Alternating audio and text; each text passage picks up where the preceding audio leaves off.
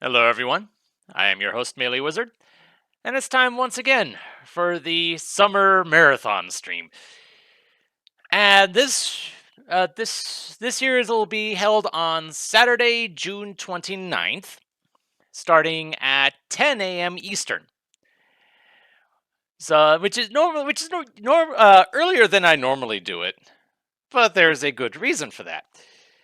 Because this may be the biggest undertaking I have ever done, and I have this given the what has happened during practice runs, this may could easily be the longest marathon I have ever done. So that begs the question, what exactly am I doing? I am doing the Ocarina of Time Majora's Mask combo randomizer. Oh boy. For those of you who are familiar with the Link to the Past Super Metroid combo randomizer, you're pretty much looking at the same concept. And as soon as that one existed, there was probably immediate talks of whether this one would be possible or not. And after years of work, it's here, and oh my goodness, it's definitely a thing. So basically, you pretty much have free reign between one game and the other. Traveling, you go to basically the transfer point between one and the other. It's the Happy Mask shop on the Ocarina of Time side, and all the masks therein are part of the item pool now and just can be freely had once you get them.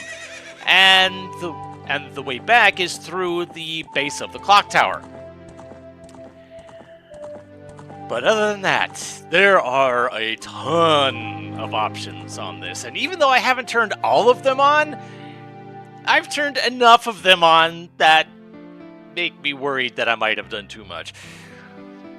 I've done my usual fare of your key sanity, token sanity, even the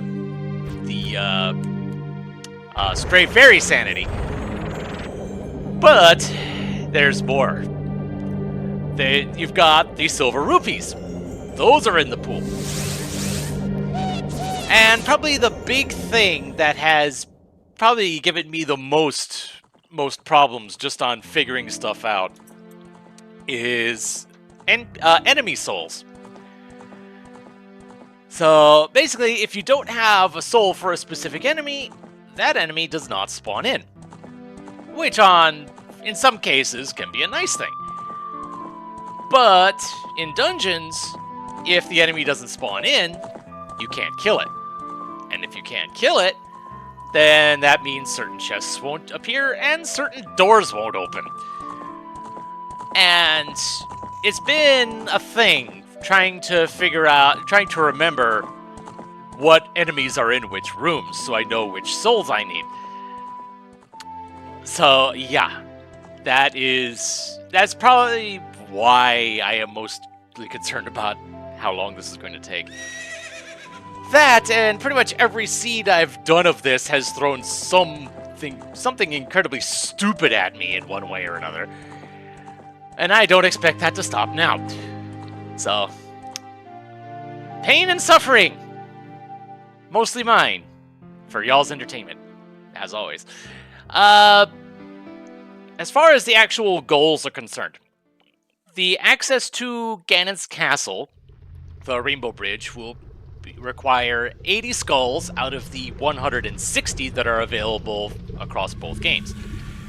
The way to the moon, in addition to requiring Oath to Order, will be 30 stray fairies. So that, if nothing else, at least the skulls and the fairies will be relevant for something.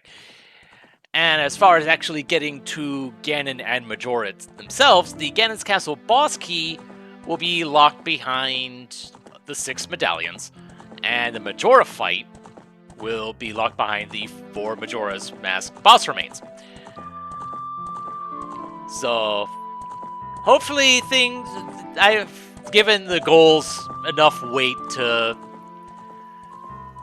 So I think I've structured the goals there pretty well,